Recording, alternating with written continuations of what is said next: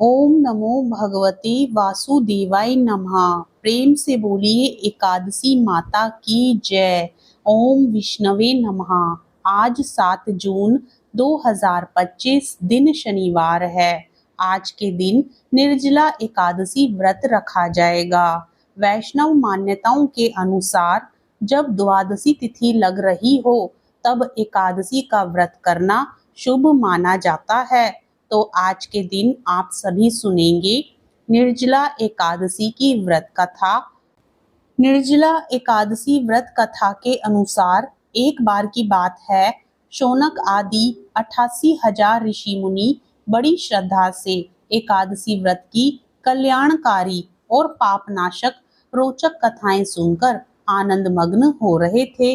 इस बीच कुछ ऋषियों ने ज्येष्ठ शुक्ल एकादशी की कथा सुनने की प्रार्थना की। तब सूत जी ने कहा, महर्षि व्यास से एक बार भीमसेन ने कहा, हे पितामह, भ्राता युधिष्ठिर, माता कुंती, द्रौपदी, अर्जुन, नकुल और सहदेव आदि सभी एकादशी के दिन व्रत करते हैं और मुझे भी एकादशी के दिन अन्न खाने को मना करते हैं। मैं उनसे कहता हूँ कि भाई, मैं भक्ति पूर्वक भगवान की पूजा कर सकता हूँ और दान दे सकता हूँ, लेकिन मैं भूखा नहीं रह सकता। इस पर महर्षि व्यास ने कहा, हे भीमसेन, वे सही कहते हैं। शास्त्रों में कहा गया है कि एकादशी के दिन अन्न नहीं खाना चाहिए। यदि तुम नरक को बुरा और स्वर्ग को अच्छा समझते हो तो प्रत्येक माह की दोनों एकादशियों को अन्न ना खाया करो। महर्षि व्यास की बात सुन भीमसेन ने कहा, हे पितामह, मैं आपसे पहले ही कह चुका हूँ कि मैं एक दिन तो क्या, एक समय भी भोजन किए बिना नहीं रह सकता। फिर मेरे लिए पूरे दिन का उपवास करना क्या संभव है? मेरे पेट में अग्नि का वास है जो ज्यादा अन्न खाने पर ही शांत होती है। यदि मैं प्रयत्न करूं तो वर्ष में एक एकादशी का व्रत अवश्य कर सकता हूं। अतः आप मुझे कोई ऐसा व्रत बताइए जिसके करने से मुझे स्वर्ग की प्राप्ति हो सके। व्यास जी ने कहा, भीम, ज्येष्ठ मास में जब सूर्य वृषभ या मिथुन राशि में रहते हैं उस समय जो एकादशी आती है उसका यम नियम से और निर्जल उपवास करो। केवल कुल्ला या आचमन के लिए ही जल ग्रहण किया जा सकता है। इसके अतिरिक्त किसी भी प्रकार का जल विद्वान पुरुष को मुख में नहीं लेना चाहिए, अन्यथा व्रत भंग हो जाता है। एकादशी को सूर्योदय से लेकर अगले दिन के सूर्योदय तक मनुष्य को जल का भी त्याग करना चाहिए, तभी यह व्रत पूर्ण होता है। द्वादशी को प्रातः स्नान करके विधि पूर्वक ब्राह्मणों को जल और स्वर्ण का दान करना चाहिए। इसके पश्चात जितेंद्रिय पुरुष ब्राह्मणों के साथ स्वयं भोजन करे। वर्ष भर में जितनी भी एकादशियां आती हैं उनका जो पुण्य फल होता है वह सब केवल निर्जला एकादशी के व्रत से प्राप्त हो जाता है। इसमें तनिक भी संदेह नहीं है। शंख, चक्र और गदा धारण करने वाले भगवान केशव ने स्वयं मुझसे कहा था कि यदि कोई मनुष्य सभी बातों को छोड़कर केवल मेरी शरण में आ जाए और एकादशी को निराहार रहे तो वह सब पापों से मुक्त हो जाता है। एकादशी व्रत करने वाले के पास कभी भी विशालकाय, विकराल आकृति वाले, काले रंग के दंड और पाश धारण करने वाले यमदूत नहीं आते हैं। जब उस मनुष्य का अंत समय आता है तब पीतांबरधारी, सौम्य स्वभाव वाले, हाथ में सुदर्शन चक्र धारण करने वाले और मन की गति के समान वेगशाली विष्णु दूत आकर उसे भगवान विष्णु के परम धाम ले जाते हैं। इसलिए मनुष्य को निर्जला एकादशी को पूर्ण श्रद्धा और विधि पूर्वक उपवास करना चाहिए। तुम भी यज्ञ और श्री हरि की पूजा के साथ यह व्रत करो जिससे सभी पापों की शांति हो सके। चाहे स्त्री हो या पुरुष, यदि उसने मेरू पर्वत के बराबर भी महान पाप किया हो तो भी वह एकादशी के प्रभाव से भस्म हो जाता है। जो मनुष्य उस दिन जल के नियम का पालन करता है वह पुण्य का भागी होता है। उसे एक एक पहर में करोड़ों स्वर्ण मुद्राएं दान करने के बराबर फल प्राप्त होता है। निर्जला एकादशी के दिन जो भी स्नान, दान, जप, होम आदि किया जाता है वह सब अक्षय फल देता है। यह स्वयं भगवान श्री कृष्ण का वचन है। इस व्रत को विधि पूर्वक करने से मनुष्य वैष्णव पद को प्राप्त करता है। जो मनुष्य एकादशी के दिन अन्न खाता है वह पाप खाता है। वह इस लोक में चांडाल के समान होता है और मृत्यु के बाद उसे दुर्गति प्राप्त होती है। जो व्यक्ति ज्येष्ठ शुक्ल पक्ष की एकादशी को उपवास करके दान करता है वह परम पद को प्राप्त करता है। जो एकादशी का व्रत करते हैं वे ब्रह्म हत्या, शराब पीना, चोरी करना और गुरु का अपमान करने जैसे महापापों से भी मुक्त हो जाते हैं। हे कुंती पुत्र, निर्जला एकादशी के दिन श्रद्धालु स्त्री पुरुषों के लिए जो विशेष दान और कर्तव्य बताए गए हैं उन्हें सुनो। उस दिन जल में शयन करने वाले भगवान विष्णु की पूजा करनी चाहिए और जलमयी धेनु का दान करना चाहिए। अगर संभव हो तो वास्तविक गाय या घृतमयी धेनु का दान करना उचित होता है। साथ ही पर्याप्त दक्षिणा और विभिन्न प्रकार के मिष्ठानों द्वारा ब्राह्मणों को श्रद्धा पूर्वक संतुष्ट करना चाहिए।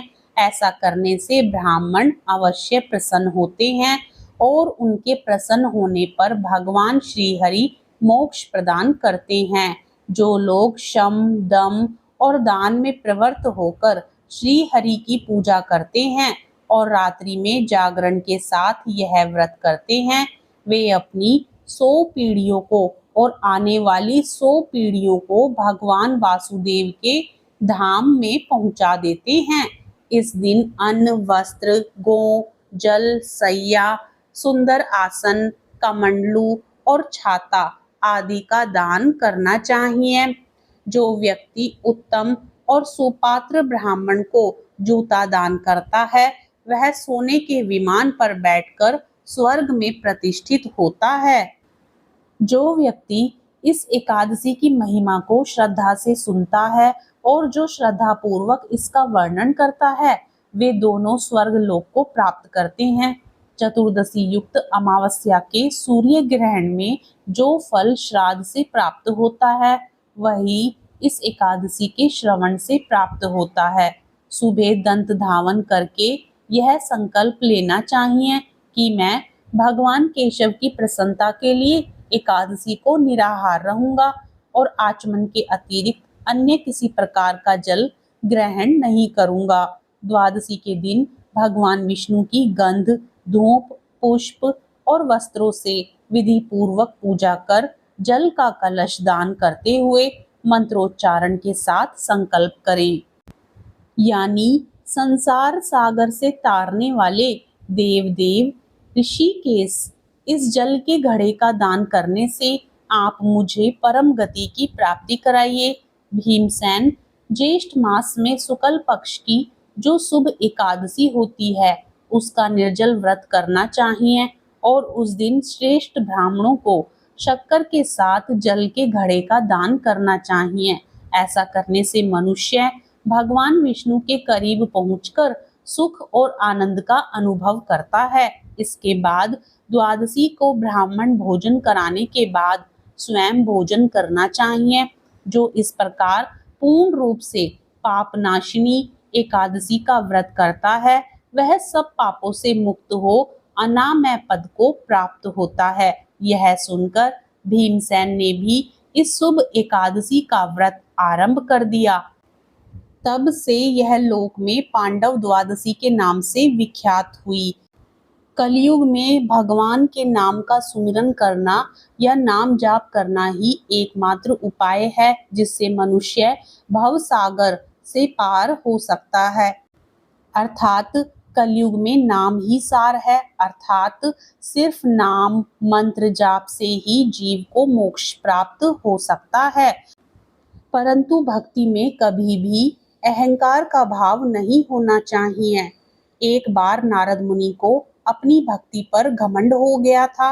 ये बात भगवान विष्णु समझ गए थे और उन्होंने एक दिन नारद मुनि से कहा कि मेरा सबसे प्रिय भक्त एक किसान है। ये बात सुनकर आश्चर्य में उन्होंने पूछा कि ऐसा क्या खास है जो वो आपका प्रिय भक्त है। विष्णु भगवान ने उन्हें पूरा दिन किसान के साथ बिताकर आने के लिए कहा।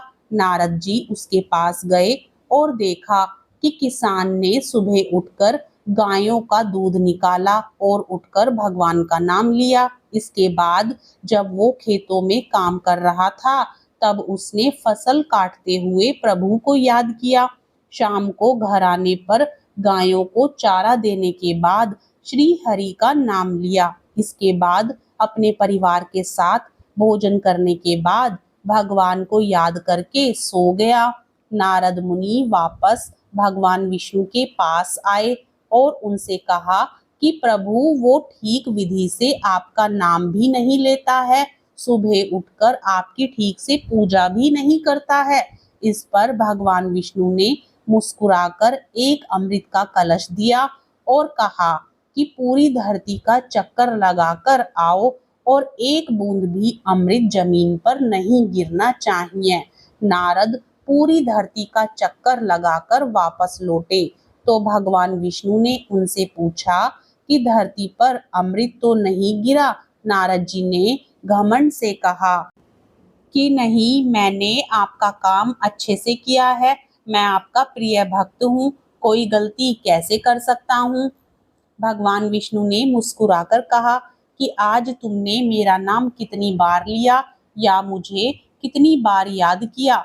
नारद ने कहा कि आपने कलश को ध्यान से रखने के लिए कहा था, इस कारण से मैं आज उसी में व्यस्त था, इसी कारण से आपका नाम नहीं ले पाया। भगवान विष्णु ने नारद जी से कहा कि वो किसान पूरे दिन अपना काम करता है लेकिन फिर भी वो मुझे याद करता है, मेरा नाम लेता है। तुम एक दिन भी ये नहीं कर पाए। तुम मेरा नाम इसलिए हर समय ले पाते हो क्योंकि तुम्हारे पास कोई काम नहीं है। इसी कारण से किसान मेरा प्रिय भक्त है और इसी तरह के लोग मुझे पसंद होते हैं जो हर सुख दुख में मुझे याद करें। प्रेम से बोलिए श्री हरि विष्णु भगवान की जय। एकादशी माता की जय।